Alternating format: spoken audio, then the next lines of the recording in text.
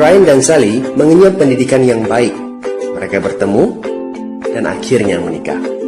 Mereka memiliki pekerjaan yang baik. Brian memiliki jabatan tinggi di sebuah perusahaan multinasional, berpenghasilan besar, mendapat fasilitas dari kantor berupa mobil dan rumah.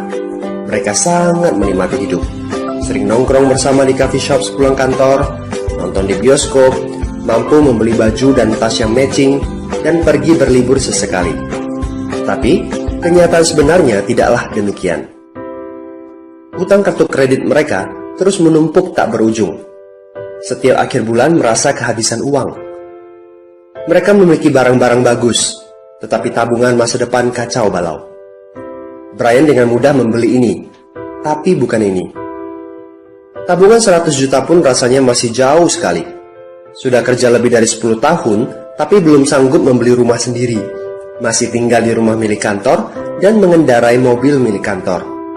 Tanpa disadari, keluarga ini menggali lubang kemiskinan. Keuangan mereka hanya cukup untuk membiayai kehidupan keluarga saat ini. Mereka harus terus bekerja untuk menghasilkan uang.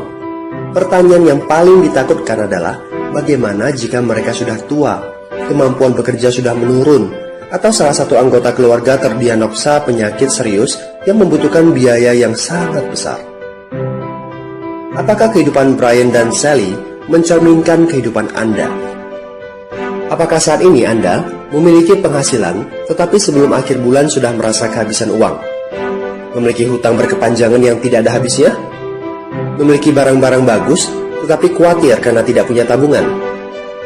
Memiliki hidup yang berkecukupan, tetapi khawatir tidak mampu menyekolahkan anak-anak dengan baik? Memiliki rumah tinggal, tetapi berkemungkinan besar harus menjual rumah bagus ini karena tidak punya dana pensiun? Jika Anda menjawab ya pada salah satu saja pertanyaan tadi, saatnya untuk memperbaiki diri. Mau jadi seperti apa kita ini kalau ternyata kita sebetulnya hanya gaya dari luar saja? Mau hidup kropos seperti ini sampai kapan? Aha, mari kita mulai menabung. Nah, apakah menabung saja cukup? Berapa banyak yang bisa Anda sisihkan untuk ditabung setiap bulan? Mari kita ambil contoh. Anda berencana untuk memiliki rumah dan mobil. Katakanlah harga rumah 600 juta dan harga mobil 200 juta. Jika Anda mampu menabung 5 juta per bulan, Anda membutuhkan 13 tahun untuk mendapatkan angka 800 juta.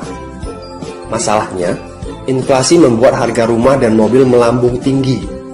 800 juta akan menjadi 2,7 miliar 13 tahun kemudian, jika kita asumsikan rata-rata kenaikan barang 10% per tahun. Ini masih soal impian untuk membeli rumah dan mobil. Padahal, masih banyak kebutuhan lain yang perlu dipersiapkan jika ingin hidup lebih baik. Bagaimana dengan persiapan dana hari tua? Agar di saat tua dan tidak sanggup bekerja lagi, Anda punya tabungan yang cukup untuk kebutuhan sehari-hari. Asuransi untuk keluarga? Dana pendidikan untuk anak-anak? Dana tak terduga untuk keperluan dadakan jika dibutuhkan, seperti keluarga sakit, dan lain-lain. Artinya, Anda perlu lebih banyak uang untuk ditabung. Bayangkan jika satu bulan Anda hanya bisa menabung kurang dari 5 juta. Sudah jelas, jika langkah Anda hanyalah menabung, Anda seperti sedang menggali lubang kemiskinan. Hal utama yang perlu Anda lakukan adalah meningkatkan penghasilan Anda. Anda mungkin bertanya, bagaimana saya bisa melakukan itu dengan segala kesibukan yang saya miliki sekarang? Apakah saya bisa tetap mencari income tambahan di luar sana tanpa mengganggu pekerjaan utama saya? Seandainya bisa, apa yang bisa saya kerjakan saat ini? Nah, langkah pertama yang perlu Anda lakukan saat ini adalah menghubungi teman yang menunjukkan video ini kepada Anda. Dia punya akses untuk jawaban dari pertanyaan Anda. Informasi, itu yang Anda butuhkan saat ini. Terbukalah, seperti parasut, pikiran hanya dapat bekerja saat terbuka. So, segera hubungi teman Anda dan dapatkan video informasi berikutnya.